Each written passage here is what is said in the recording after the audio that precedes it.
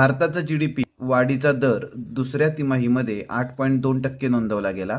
हा दर आरबीआयच्या 7%च्या अंदाजापेक्षा आणि अर्थतज्ञांच्या सरासरी अंदाजापेक्षा खूप जास्त आहे. हा सलग 6व्या तिमाहीत झालेला उच्चांक आहे.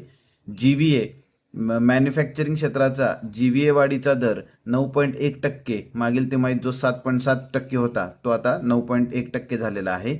बांधकाम क्षेत्र 7.2%, कृषी क्षेत्र 3.5% इतकं राहिलेलं आहे. भविष्यकालीन आर्थिक विकास दर अंदाज. मुख्य आर्थिक सल्लागार व्ही अनंत नागेश्वरन यांचे मत, आर्थिक वर्ष 25-26 मध्ये भारताचा विकास दर 7% किंवा त्याहून अधिक राहण्याचा अंदाज आहे.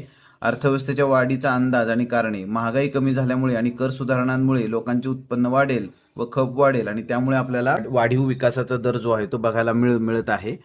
शासकीय धोरणे आणि त्यांचा प्रभाव. सरकारची भूमिका. सरकारने केलेल्या सुधारणा, ईज ऑफ डुईंग बिझनेस आणि उत्पादनाला दिलेले प्रोत्साहन यामुळे ही वाढ शक्य झालेली आहे.